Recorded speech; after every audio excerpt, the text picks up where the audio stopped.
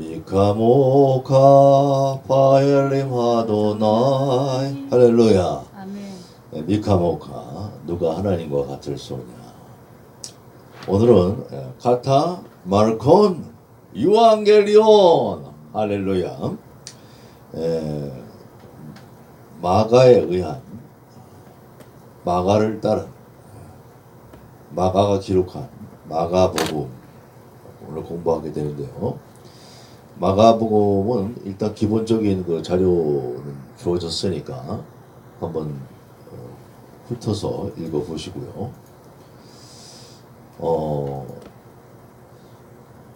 이 아볼에서 지금 엘룰월 단계로 지금 가고 있습니다. 아볼이라는 건 이제 아버지 달 마가복음을 공부했는데, 아버지라고 하는 뜻은 뭐냐면 위로자라는 뜻이에요. 아버지가 어떤 분이시죠? 위로하시는 거예요.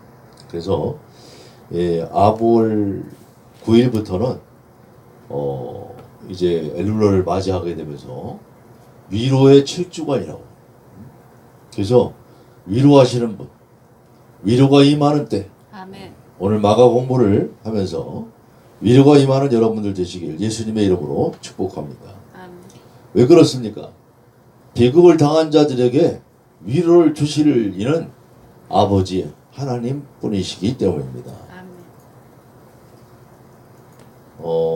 토라를 이루신 예수 그리스도, 우리가 전하는 건 말씀을 이루신 예수 그리스도, 말씀대로 오셔서 말씀대로 역사하시고 말씀대로 사시어서 말씀대로 살아나신 예수 그리스도를 증거하는데, 오늘 마가복음 10장 45절 선포합니다. 인자가 온 것은 섬김을 받으려 함이 아니라 도리어 섬기려 하고 자기 목숨을 많은 사람의 대속물로 주려 함이니라. 이 땅에 사람들이 태어나는데 어디서 와서 왜 살며 어디로 가는지 알지 못하고 방황하면서 왜 사는지를 몰라. 그저 좀 살려고만 해. 죽을래야 죽을 수가 없어. 돈이 있는 사람들은 돈 때문에 못 죽어. 그런데 안 죽을 수 있나요? 결국 죽습니다. 돈이 있든 없든 죽고 사는 게 문제가 아니라 하나님 앞에 내가 올바로 서 있느냐. 하나님께서는 말씀하십니다. 자기 목숨을 많은 대속물로, 우리의 목숨을 대신하신 예수 그리스도께서 우리의 죽음을 대신하셨습니다. 그렇기 때문에 예수님의 죽음을 받아들이는 우리에게는 예수님의 생명을 얻게 되는 줄 믿습니다. 아멘. 마가복음 1장 1절 같이 한번 읽을까요? 아르케투 유앙겔리우 예수 그리스도 피우 데우. 아르케투 유앙겔리우. 유앙겔리우 복음이다. 복음의 시작이다. 뭐가 복음의 시작이냐? 예수 그리스도가. 그리고 예수 그리스도는 누구냐? 히오데오, 하나님의 아들이시다. 하나님의 아들이 뭡니까? 하나님을 얘기하시는 거예요. 뭐 천천히 알아보도록 하고요. 자, 마태복음은 유대인의 왕, 만왕의 왕으로 오신 예수 그리스도를 증거하셨다고 한다면, 마가복음은 알려지기를 섬기기 위해서 종으로 오신 예수님이다.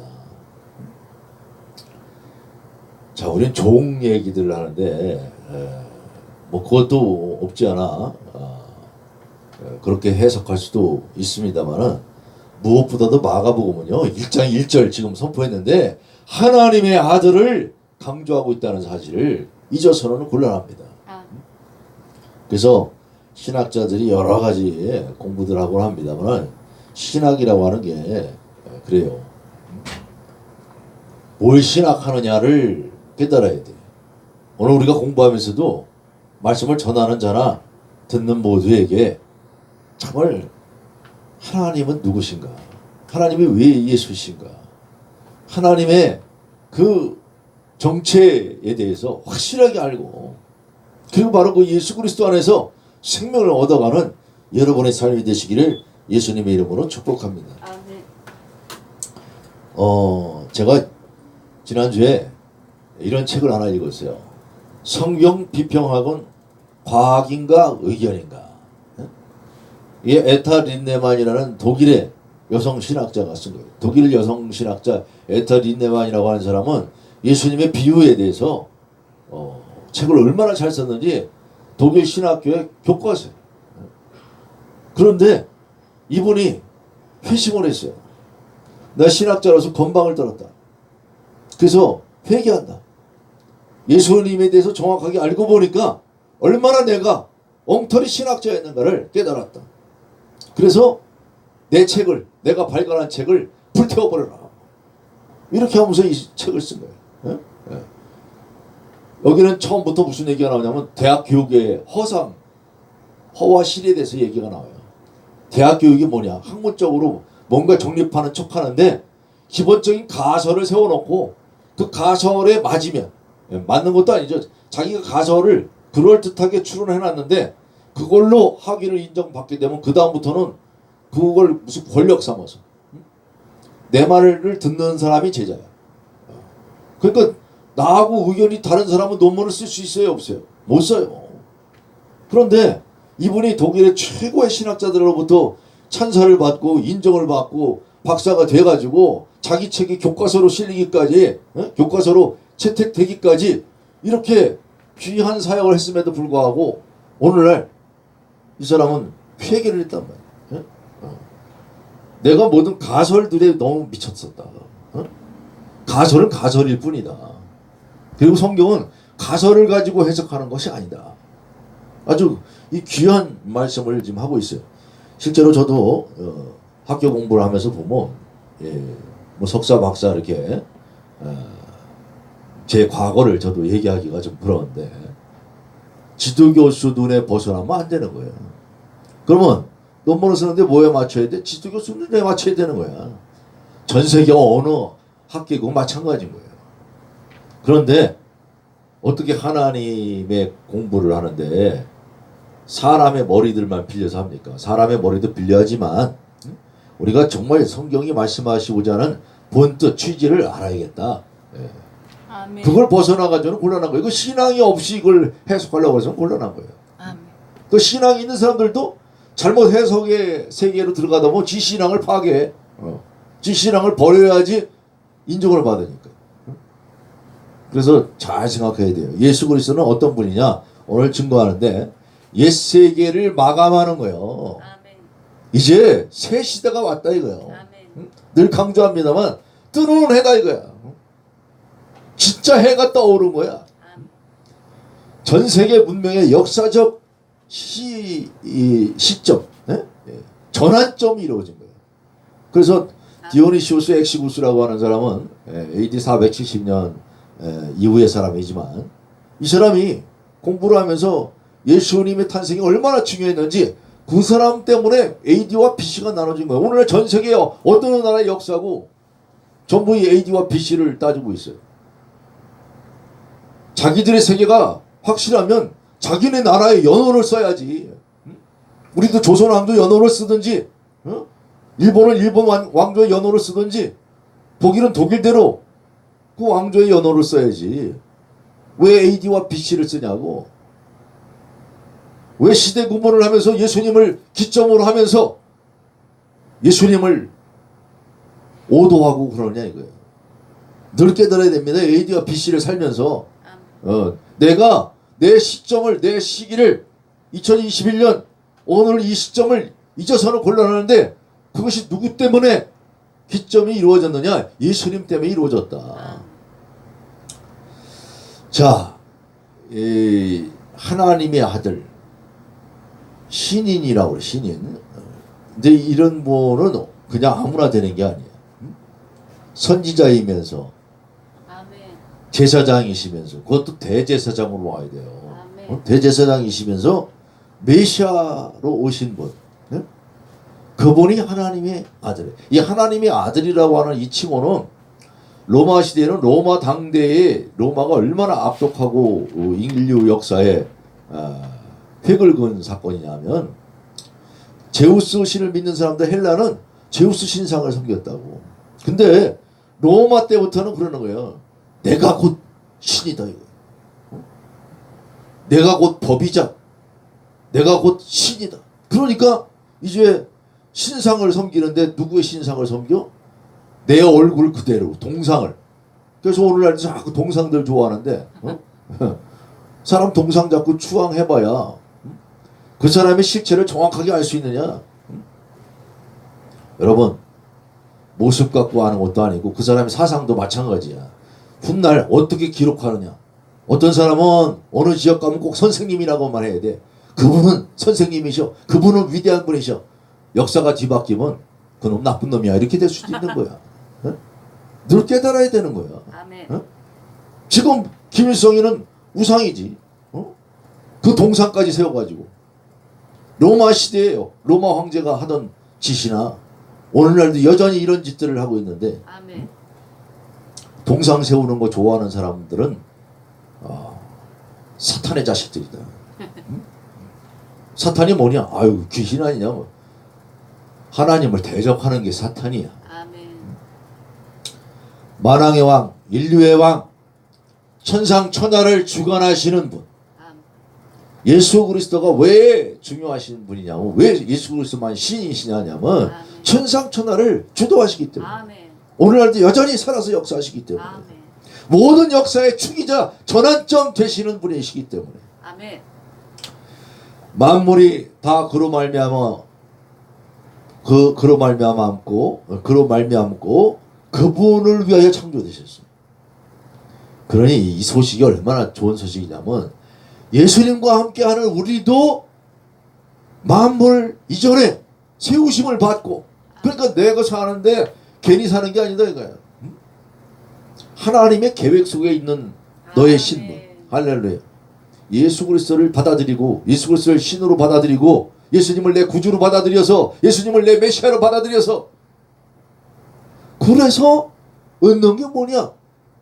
같이 천상 천하의 세계를 획득하게 되는 줄 믿습니다. 아멘. 만물의 으뜸이시며 무엇보다 마가복음은요. 때가 참해 1장 5절에 때가 참해 오시는 뭐냐? 갈라디아서에도 그 얘기를 하죠. 때가 참해. 때가 이르러야 되는 거 때가. 어느 때냐? 예수님 때에 아멘.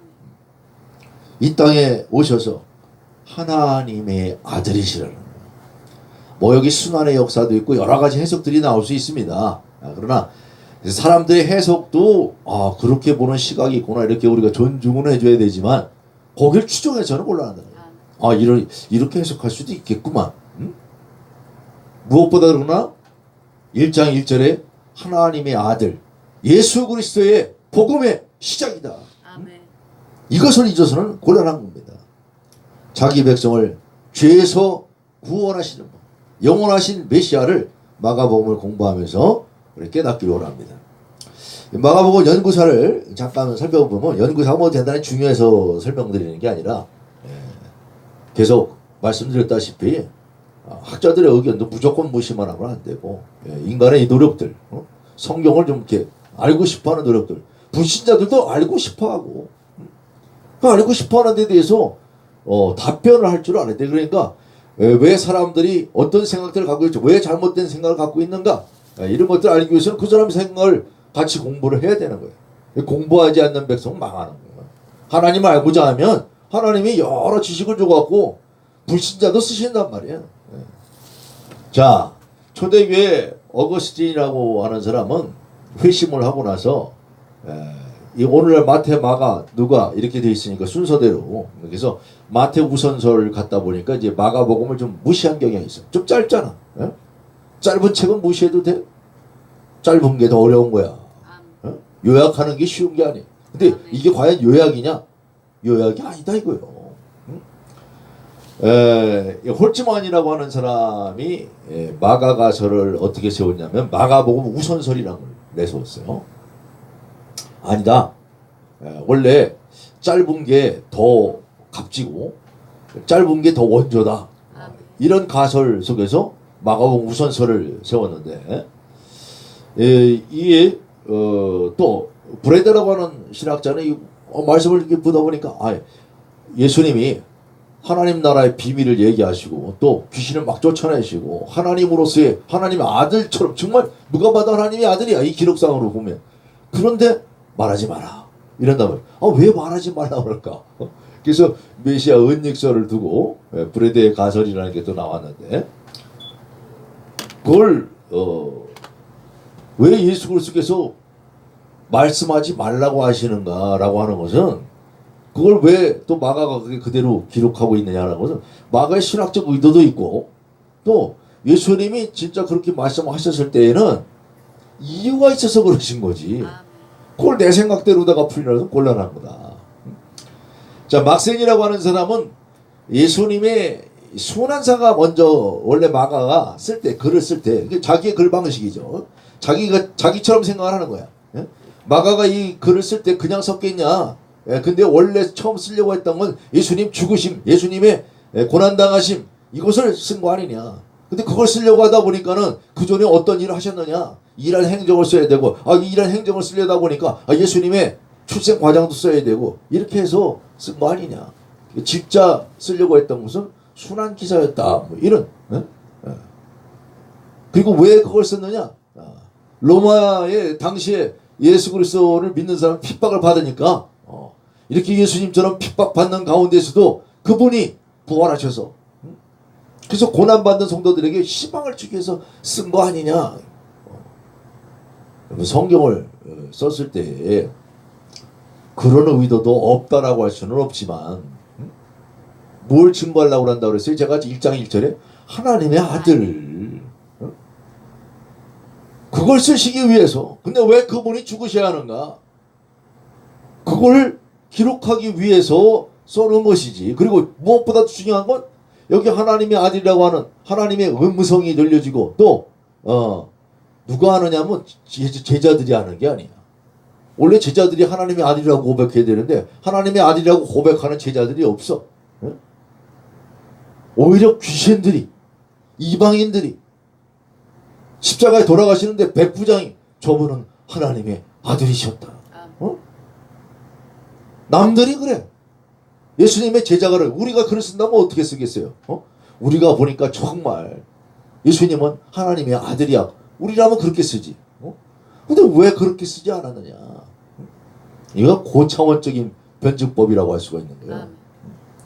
그런데 바로 이런 부분에 대한 가설들을 뒤집는 것이 오늘 제가 소개드린 에타 린네만이라는 학자가 모든 기본 학설이 잘못됐다.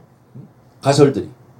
그래서 회개한다 하면서 에타 린네만이 새롭게 이제 말씀을 전하고 있는데 자, 에타 린네만이 뭐 중요한 게 아니라 자, 중요한 건 이렇게 간단한 문제가 아니라는 거예요. 늘 말씀은 간단하게 뭐 그렇다고 나는 확실하게 알았어요. 이거 곤란한 거예요. 늘 조심스럽고 하나님을 경외하는 마음을 갖고 대할 수 있는 우리 모두가 되길 바랍니다.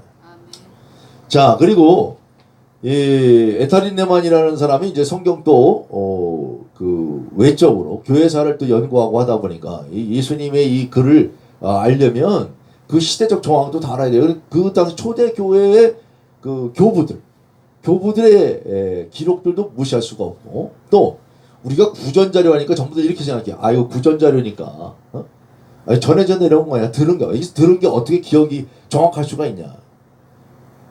그거 다 누구 생각이야? 네 생각이야. 옛날에 학문을 전수하는 거 보면 다 외우는 거야. 우리나라도 판소리만 해도 내가 늘 말씀드리잖아요. 석부정부자 할불영울시 이불청 음성목불시 학생 이불중문 좌불이 중서 시앱사길이 찬연후 하루란 해목 심청가 이거 하나를 하더라도 선생님이 한 거하고 똑같이 해야 되는 거예요. 그 똑같이 하기 위해서는 얼마나 반복을 했겠어.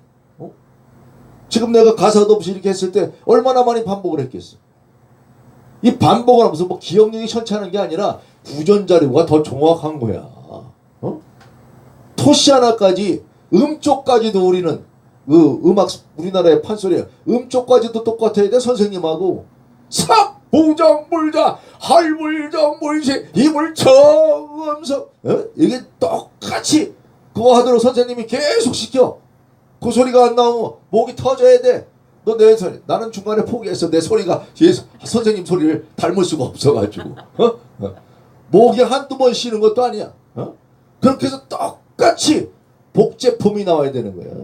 그 구전 자료를 지식으로 아유 내가 뭐 1시간 듣고 나서 그 선생님 예전에 제가 강의 많이 들었습니다. 10년 전에 강의 들었습니다. 10년 전에 강의 들은 거 복귀할 수 있어야 제자지. 강의 들었는데 그때 무슨 얘기했는지 잘 모르겠어요. 그게 무슨 제자야? 그러니까 이런 구전 자료라고 하는 것을 내 생각, 내 잣대로다가 생각을 해서는 곤란하다. 그래서 우리가 무엇보다도 교만하지 않고 내가 하는 게 다가 아니다라는 걸 알아야 돼. 늘 조심스러운 우리 모두가 되길 바랍니다. 자, 마가복음 연구사를 대충 살펴봤고요. 연구사가 맞다는 것에 설명드리는 게 아니라 또 틀리다고 설명드린 것도 아니고 이렇게 조심스러워야겠구나. 이 마가복음, 이 복음서의 종교적 배경, 전체 복음서의 종교적 배경인데 마가복음에 특별히 바리새파, 사두개파, 에세네파 뭐 이런 나오죠. 에세네파는 물론 나오지는 않지만, 자 바리새파라고 하는 거는요 한 6천 명 정도 였다고 그래요. 그 당시에 6천 명 정도인데 조금 율법의 규칙을 좀 강조했다. 응? 말씀대로 살아야 돼. 오늘날도 말씀대로 살아야 돼. 말씀대로 내가 살지 말자는 얘기가 아니에요. 말씀대로 살아야지. 근데 과연 너 말씀대로 살 수 있니? 성경은 율법 아래 가두어 두었다고 그래. 응? 신구약 성경을 다 율법 아래 가두어 뒀다고 한다고. 근데 너가 정말 살 수 있니? 못 살아. 응? 그걸 깨달아야 돼. 그래 그게 누구한테 의존하게 돼? 예수님께 의존하게 되는 거야. 응? 나는 말씀대로 못 살아서 결국 내가 어디로 갈지 알아야지. 그걸 몰라서 들고 그러는 거야. 어? 내가 말씀대로 안 살면 어디로 가? 지옥 가는 거지. 그 지옥 가지 않으려면 어떻게 해야 돼? 예수님의 은혜 가운데 있어야지. 그러니까 예수님의 은혜 가운데 있으면 말씀을 지키는데 내가 지키는 게 아니라 예수님의 성령을 통하여서 지키게끔. 저만 해도 그래요. 내가 어떻게 술 담배를 끊냐고. 뭐 끊었다고 자랑하는 것도 아니고 나는 그럴 수 없던 사람이야. 그냥 하나님의 성령이 감동하시고 그러니까 내가 스스로 결단하게 되고 또 예수님의 결단이기 때문에 내가 할 수가 없는 거야. 그러니까 그런 내가 끊는 게 아니구나. 믿는 것도 어느 날 깨닫는 게 뭐야? 내가 믿는 게 아니구나. 하나님이 믿게 하신 거구나. 그럴 때 믿음이 들어오는 거야. 자, 그런데 바로 이와 같은 바리새파는 그 어떤 그 말씀을 아는 거 좋은데 말씀에다 또 덧붙이기까지 해요. 그래서 문제가 되는 거예요. 늘 제가 뭐 쉽게 예를 들지만 오른쪽으로 아침에 일어나고 나갈 때 신발을 신을 때 오른쪽 발을 먼저 나갈까 왼쪽 발을 먼저 나갈까. 성경에 이런 건 기록 안 돼 있지. 근데 그런 거에다가 오른쪽 발부터 나가야 돼. 이런 걸 기록해 놓고 그걸 지키게끔 하는 이게 바리새인이라고 그러는 거예요. 오늘 우리 교회도 마찬가지예요. 교회에 어떤 자꾸 규칙들을 만들어가지고 예수님 외의 것을 자꾸 이야기하면 곤란하다. 예수님 말씀도 또 해석을 예수님의 해석을 뛰어넘어서는 곤란해. 예수님이 비유로 말씀하셨으면 우리도 비유로 거기에 너무 덧붙이는 해석이 나오면 곤란하다. 자 이런 속에서 또 사두개파는 어떤 자들이었는가? 정치적 경제적으로 높은 위치로 성전 예배를 자 오늘날 치자면 이런 거예요. 율법주의자들 뭐 우리 개신교를 굉장히 좋게 생각하려고 하는데 개신교도 좋은 거지만은 잘못하면 바리새인들 꼴이 난다 이거예요. 뭐 말씀대로 카톨릭은 아니고 뭐 우리는 맞고 오늘 쉽게 얘기하자면 이제 주로 예배 미사만 주로 드리고 있는 그쪽은 사두개인과 같은 거지. 카톨릭은 쉽게 얘기하자면 그렇다는 거예요. 그렇다는 게 아니라. 그렇다면 에센파는 뭐예요? 에센파는 급욕주의자들이에요. 쉽게 얘기하면 승려들이야. 스님들 같은 거라고. 독신주의자들. 오늘 카톨릭의 수도원 같이 그런 거야. 신부가 되기 위해서 혼자 살고 그러잖아요. 십장가를 안 가고 그런 것처럼 금욕주의자로 흰 옷을 입고 독신자로 된 그 회원들인데 그냥 회원이 되는 게 아니야. 되고 싶다고 되는 게 아니라고. 응? 견습 과정을 거쳐야 돼. 그래서 인정을 받아야 되는 거야. 오늘날 이렇게 인정받고 제대로 신앙생활을 하는 사람들이 있습니까? 그러니까 우리는 이런 사람들, 이런 시대를 통하여서 야, 그런 사람들이 있는 가운데 예수님이 설법을 펼치시고 그 사람들을 나중에 결국 어떻게 돼요? 전부 흡수하시는 거예요. 아멘. 모두가 다 예수님의 존재를 인정하지 않을 수 없는. 그러기 위해서는 예수님이 죽으셔야만 했다는 거예요. 아멘. 자, 그런 것은 이제 나중에 한번 쭉 읽어보시고요. 또 마가복음에는 이제 정치적 집단이 기록이 되어 있죠. 헤롯 당, 열심당은 누가복음에 좀 기록되어 있지만, 헤롯 왕조를 지지하는 세력들이 있었다는 거. 그러니까 성경에 왜 그들이 같이 연합하는가? 예수님을 죽이기 위해서 전부 연합을 해. 야, 참 놀라운 거죠. 네. 왜 예수님을 죽이려고 그렇게 혈안들이 돼 있을까? 지네들 정치적 목적이 그것 때문에 잘못될 일도 없는데 예수님 믿는 사람들이 무슨 뭐 시위를 일으킵니까? 오늘날 자꾸 뭐 예수님을 빙자해서 뭐 시위를 해야겠다고 광화문에 다 모여라 뭐 웃기는 짓들을 한다고. 정치적 의도는 예수님이 그러면 정치적 의도를 가지고서 이 정치사를 써버리지. 바로 확실하게 우리가 알아야 이 복음서를 통하여서 왜 그런데 이 모든 사회 군상들이 여러 집단들이 예수님을 죽이려고 했으며 또 예수님은 죽으셔야만 하는가. 우리가 그것을 따른다면 우리는 왜 예수님과 함께 같이 죽음 속으로 들어갈 수 있는 우리 모두가 되길 바랍니다. 아멘. 자꾸 내 자신을 드러내려고 내 목적을 달성하기 위해서 예수님의 말씀을 전해서는 곤란하다. 우리가 늘 마가복음을 공부하면서도 늘 깨닫고 뭐 성경 전체가 다 그렇지만 마가복음의 저자에 대해서 한번 좀 알아봅니다. 이 저자에 대해서는 이 소아시아의 터키 쪽이죠. 히에라폴리스 감독이었던 파피아스라고 하는 사람이 있는데 파피아스가 직접 쓴 게 아니에요. 파피아스의 기록을 그 이레니우스라고 하는 사람이 인용을 하면서 파피아스가 이렇게 말씀하셨다. 그걸 통해서 보니까 초대 교회의 사람들이 베드로의 통역관이었던 마가가 저자라고 이렇게들 해왔기 때문에 마가가 쓴 거 아니냐는 거예요. 틀리다는 얘기는 아니에요. 뭐 그럴 확률이 높죠.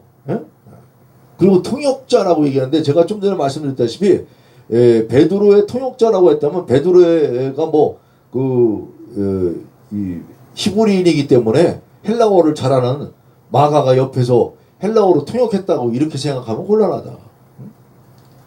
베드로와 똑같이 얘기할 수 있는 자가 돼야 되는 거예요. 그게 통역관이야. 틀리게 얘기해서는 안 되는 거야. 아까 제가 구전절에 우리 판소리 갖고 얘기했듯이 똑같이 해야 되는 거야. 그대로 복귀해서 해야 된다고. 그대로 오늘 내가 강의한 거 그대로 살 붙이지 말고 그대로. 그러니까 베드로의 통역관이었던 마가가 쓴 것이다. 여기서 마가가 지 이민을 쓴 거 아니냐. 뭐 이렇게 그래서 그런 해석들이 나오는 거예요. 그렇게 해석하면 곤란한 거예요. 마가복음을 또 살펴보면 마가복음의 저자가 예루살렘 지리에 대해서 대단히 밝았어요. 마가는 이방 사람인데 그렇게 어떻게 거기에 밝지? 이런 걸 생각해 봐야 돼. 내가 뭐 한평천지를 가봤나? 한평천지 이게 단가 같은 거 할 때 왜 그런 걸 해요? 그대로 복귀하면서 예루살렘 지리를 혹시 모르더라도 그대로 알 수가 있는 것이고. 자, 뭐 이제 너무 멀리 가면 곤란하니까. 자, 그리고 아람어를 사용하는 유대인이었지 않겠느냐. 그러니까 아마도 꼭 그 마가가 아니더라도 또 사도 바울이 좀 이렇게 멀리했던 마가 요한이라고 하는 사람이 바나바의 생질이죠. 바나바의 조카인데 사도행전에 보면은 전도 여행을 따라가려고 하다가는 웬 마음이 변했는지 돌아선단 말이에요. 그러니까 너 하나님 말씀 전하자고 쫓아온다 그러더니 왜 돌아가니? 그래서 불편했었다. 근데 뒤늦게 마가를 받아들이죠. 그래서 사도 바울이 감옥에 있으면서도 마가를 데려와라. 마가가 나와 함께 있다. 뭐 이렇게 막 이렇게 얘기를 하게 되는데 그 마가냐? 또 아니면 베드로의 그 5장에 보면 베드로가 내 아들 마가라고 그래요. 그 베드로의 아들이라고 표현할 때는 있잖아요. 제자 중에 제자를 아들이라고 그러는 거야. 응? 원래 예전에 제자를 아들이라고 그랬어. 진짜 선생님은 제자들이 다 아들이어야 돼. 응? 다 아들이고 딸이어야 된다고. 다 지 아들이고 지 딸이지. 지 세거방식하고 똑같이 있는데. 그러면 지 스승이 돼가지고 제자들의 가정 형편사도 돌봐줘야 되고 그렇게 해야 되는 거예요. 그게 정말 스승이지. 오늘날 저를 가르치신 분들도 있지만 나는 아버지 같은 분을 만난 적이 없어요, 솔직히.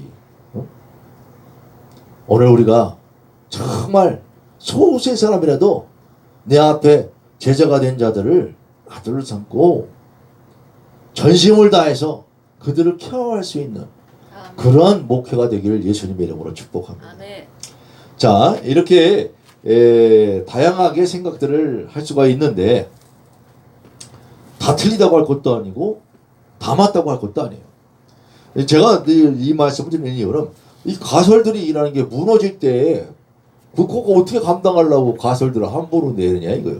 네? 고대 문서의 저자들은요 이런 학설도 있다는 걸 알아야 돼. 고대 문서는 저자를 안 드러내. 오늘날 우리는 뭐 성경 비파강 과학인가 의견인가 여기 보니까 에타린네만이 썼는데 누가 번역을 했냐? 송다니엘이라는 목사님이 번역을 했어요. 이렇게 자기 이름을 꼭 써. 그죠? 그런데 옛날 문서는 고대 문서는 이런 저자를 안 써. 그런데 그 저자를 알 수가 있는 방법이 있더라 이거예요. 어떤 사람이 연구해 보니까 고대 문서들의 저자는 저자의 이름을 탁 내세우지는 않는데 그 저작물 중에 가장 처음 등장하는 인물 그리고 가장 마지막에 나오는 인물이 저자야. 연구해 보니까 그런 게 나와. 그래서 마가복음을 연구해 보니까 마가복음에 가장 먼저 등장하는 사람 이름이 베드로예요. 그 마가복음 우리가 16장 그 나머지까지 생각하는데 16장 8절까지만 원래 그 원본에 있고 나머지는 여러 다른 기록들을 해서 복원한 거란 말이에요. 그러니까 16장 8절까지만 기록된 걸로 봤을 때는 거기에 베드로예요. 사람 이름이. 그럼 마가복음 누가 썼다? 베드로가 썼다 이렇게 되는 거예요. 그러니까 이런 학설이 맞다는 걸 내가 강조하는 게 아니라 모든 가설이라는 건 뒤집어질 수 있다는 걸 생각할 줄 알아야 돼요. 그런 이런 공부들을 하고서 얘기들 해야지 공부는 하지도 않고 말이야. 성령께서 뭐 성령께서 알려주시지. 성령께서 알려주시지만 성령이 말씀인데 성령이 내가 이런 말이 영이요 생명이라고 했는데 예수님의 말씀이 성령인데 예수님의 말씀이 가르쳐서 말씀이 시작하는 거지. 말씀이 강변하고 내 생각을 가지고 자꾸 영영하면 곤란한 거예요. 오늘 그래서 인자로 오신 예수 그리스도 마지막에 설명합니다만 바로 그런 내용들이 있어요. 사람이 뭐냐? 사람이라는 게 누가 사람이냐? 예수님만 사람이야. 예수님께 접붙임을 받아야 사람이 되는 거고. 자, 그래서 베드로의 통역자였던 마가가 기술한 거 아니냐 뭐 여러 설들이 있습니다만은 우리는 무엇보다도 복음서의 저자 문제를 갖고 따질 게 아니라 메시지가 도대체 이걸 쓰신 분의 의도는 뭡니까? 이 쓰신 분은 하나님을 증거하기 위해서 온 건데 하나님을 증거하기 위한 진정한 뜻이 뭔가? 그리고 우리가 어떻게 해야 주의 뜻 안에 살아갈 수가 있느냐? 그러나 어쨌든 뭐 통설을 다 뒤집자라고 할 수는 없는 것이고요. 요한 마가는 어떤 인물인가? 우리는 또 사도행전 보니까 마가의 다락방. 벌써 그러니까 그 마가 마가의 다락방에 모여가지고 예루살렘에서 부유한 과부였죠. 마가의 다락방에 120명이 모였다라고 한다는 거. 오늘날도 120명 모이려면 60평짜리에 모일 거야. 120평짜리에 모일 거야. 120평 이상은 돼야 모이는 거지. 그리고 남 안 보이게 모일 정도면 120평만 갖고 되겠어요? 최소한 400~500평은 되고 외부로 탁 차단이 된 상태에서 만나야 그게 마가의 다락방이지. 그러니까 우리가 상상하는 그런 마가의 다락방 조그만 밀집된 이런 곳이 아니다라는 것이죠. 그래도 또 마가는 그런 부유한 쪽의 아들이었을 확률도 있고, 또 사도 바울의 동역자였던 바나바의 생지. 원래 바나바도 굉장히 부자죠. 키프로스, 키프로스인가? 하여튼 갑자기 생각이 안 나는데, 하여튼 구브로 섬, 구브로 섬에 아주 부유한 자야. 섬이 왜 부유하냐면 섬에 많은 사람들이 왕래 물자가 왔다 갔다 하고 그 물자를 핸들링할 수 있기 때문에 부유하게 되는 거예요. 자, 그런데 어쨌든 그 예루살렘 기근 때 바울과 바나바가 갈 때 그 바나바의 생질이 반대하고, 그래서 나중에는 바울이 그 마가를 아주 그냥 배척하게 돼 버리니까 바나바가 싸움이 나게 되죠. 바나바를 통해서 바울은 또 하나님 일을 하게 됐는데 바나바가 얼마나 바울을 도와줬습니까? 그래서 서로 의견 충돌까지 일어났지만, 그러나 나중에 그리스도의 사랑 안에 있는 자는 끝까지 원수가 될 수 없죠. 아멘. 늘 회개하는 자, 또 내가 먼저 회개하든 같이 회개가 임했겠지. 그래서 바울과 마가가 다시 동역하고 있었던 것을 또 성경을 통해서 여러 증거들을 볼 수가 있습니다. 자, 마가는 전통적인 견해로서는 뭐 그런 견해들이 쭉 한번 읽어보세요. 또 요한복음 14장 13절에 나오는 물 한 동이를 가져가던 사람, 그것도 마가 아니냐? 또 마가에 대해서 또 별 생각들을 다 해. 또 잡혀가는데 그때 벌거벗은 몸으로 쫓아오던 그 청년이 하나 있었는데, 그 청년이 왜 그걸 기술했냐? 그러니까 그 청년이 마가 아니냐? 일 수도 있고 아닐 수도 있고요, 그래요. 근데 이게 어떤 사람이 한번 좀 기발한 착성을 하면 말이야, 거기에 추종하는 세력들이 따르게 되는데, 우리는 추종하기보다는 그렇게 해석할 수 있겠구나, 그렇다가 아니라, 근데 그 사건과 정말 주고자 하는 메시지와 무엇이 더 중요하냐, 이걸 생각해야죠. 그러니까 지엽적인 쪽으로 따라가서 지엽적인 쪽에 빠져서 성경에 늪에서 허우적대지 않고 늘 거시적인 안목으로 주님의 뜻을 쫓아나가는 우리 모두가 되길 바랍니다. 마가복음의 기록연대, 늘 복음서, 또 여러 성경은 역사성이 있기 때문에 역사적인 걸 생각을 안 할 수가 없어요. 그렇지만 너무 확실해서는 곤란하다. 자, 확실한 증거는 없어요. 그런데 근데 대체적으로 보면은 이레니우스가 아까 얘기한 대로 파피아스라고 하는 사람의 글을 인용하면서 베드로의 제자요 통역관이었던 마가가 베드로가 죽은 후에 설교를 기록했지 않았겠느냐. 이게 베드로가 언제 죽었냐? 베드로는 주로 언제 죽었냐면 네로 때 죽어요. 네로 때 순교를 한다고. 바울도 마찬가지고. 그래서 베드로가 죽은 후에 그 설교를 기록한 거 아니냐, 이렇게 생각을 하고, 또 예루살렘이 멸망에 가증한 것이 서 있을 때 유대에 있는 자들은 산으로 도망하라, 이런 기록들이 있기 때문에 그러면 멸망하기 전에 쓴 거 아니냐. 요 사건만 놓고도 말이야, 사람이 전에 쓴 게 아니라 후에 멸망했기 때문에 그때 사실을 쓴 거 아니야, 또 이렇게 뒤집어 생각하는 사람들이 있어요. 그런데 어쨌든 간에 그런 시기쯤으로 보는 거예요. 그래서 예루살렘 멸망을 예언한 13장 내용이 성취되기 전이기 때문에 아마 AD 70년 이전에 예루살렘 멸망이 있기 전에 쓴 거 아니냐. 대체적으로 많은 학자들이 여기에 동조를 하고 있습니다. 그래서 저도 이 의견에 동조해요.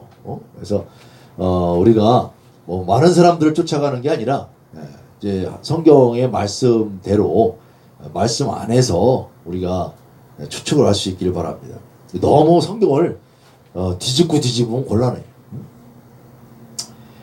마가복음은 특징이 있는데요. 무엇보다도 교훈 중심의 책이라 하기보다는 사건 중심으로 쓰여졌다. 그래서 사건들이 탁 기록이 되어 있는데 이 마태복음은 교훈적인 비유가 한 14개라고 친다면 마가복음은 4개죠. 그리고 그 라틴어를 또 그대로 쓰고 있는 걸 봐요. 그래서 그런 것들 보면은 뭔가 좀 실마리가 좀 잡힐 듯 잡힐 듯. 문체는 힘이 있고 선명하고 직접적이다. 박진감이 넘친다. 그래서 이 마태복음은 예수님이 설교를 마치시고 마치시고 이렇게 마치신다는 기록이 있으니까 우리가 책을 읽다가 마치셨으니까 이제 한 설교가 이제 끝난 거구나. 두 번째 설교는 어떻게 되나 이제 기대하면서 한 챕터를 끝나면 휴식을 좀 취했다가 두 번째 다시 예수님 말씀을 공부하게 되게 되는데 마가복음은 곧 즉시 다시 이런 말씀들이 계속 연결이 돼. 그리고 카이 계속 그리고 곧 즉시 다시 이런 말씀들이 있어가지고 뭔가 바로 앞에서 막 발생하는 이런 생각들을 갖게 되고 그래서 한 번에 읽게 되는 이게 마가복음을 읽을 때는 단번에 읽는 여러분들 되시기 바랍니다. 자꾸 뭐 질척거리고 뭐 이거 다음에 읽어야지 이게 아니라 한 번 곧 즉시 어떻게 되는가 그래서 마가가 쓴 그대로 말씀을 이해하면서 무엇보다도 깨어있으라. 내가 너희에게 하는 이 말이 모든 사람에게 하는 말이니라. 깨어있는 여러분들의 삶이 되기를 예수님의 이름으로 축복합니다. 자, 마가복음의 기록 목적은 뭐 계속 반복됩니다만 그 종으로 오신 순환의 그리스도에 초점을 맞추어서 뭔가 순교자적인 입장에는 로마의 교회 성도들에게 베드로가 로마에서 순교하게 되니까 아마 이런 생각들이 나온 것 같아요. 그래서 뭔가 그때에 다 죽을 때에 말씀을 전하니 다 죽잖아요. 예수님도 죽고 예수님의 제자들도 예수님의 죽음을 따라서 전부 죽게 될 때 그때 두려워 말라. 위로와 용기를 심어주고 그들을 인도하기 위해서 기록하지 않았느냐. 그러면 다 죽으라고 쓴 겁니까? 살리고자 쓰신 책이에요. 할렐루야. 오늘 말씀을 듣고 깨어나고 살아나는 영원한 생명을 취하는 여러분의 삶이 되시기를 예수님의 이름으로 축복합니다. 아멘. 마가복음의 주제는 하나님의 아들이라고 했어요. 하나님의 아들로 이 사람은 백부장이 맨 마지막에 그러죠. 진실로 제자들이 얘기하는 게 아니라 백부장이 로마의 백부장이 진실로 하나님의 아들이었도다. 이렇게 외치고 있는 걸 보게 됩니다. 우리가 그리고 이 하나님의 아들에 대해서 분기점이 딱 있는데 처음에 세례받을 때 이런 하나님이 직접 말씀하셔. 내 사랑하는 아들이다. 그리고 또 언제 이 말씀을 하느냐? 변화산에서 탁 올라갔을 때 하나님이 직접 말씀하셔. 이는 내 사랑하는 아들이다. 너희는 저의 말을 들어라. 누가 말씀하신다고요? 우리가 이 기록을 할 때 하나님이 직접 말씀하시는 대목들 여기는 엄청난 놀라운 말씀이에요. 폭탄적인 말씀이라고. 그래서 이 하나님의 직접적인 음성을 통하여서 까지 얘기할 때는 예수님이 하나님의 아들이심을 이야기하는 것이 얼마나 중요하고 복음서에서도 가장 오늘날도 여전히 예수 그리스도의 사랑 안에 있다라고 하면서도 하나님의 아들을 잊어버리고 인자로 오신 예수 그리스도만 생각하면 곤란하다. 그래서 신의 아들로 오신 예수 그리스도 바로 신이신 신인이신 예수 그리스도를 증거할 수 있는 여러분의 삶이 되기를 예수님의 이름으로 축복합니다. 아멘. 1부 강의는 여기까지만 하고 2부 시간에 좀 더 깊게 들여다보도록 하겠습니다.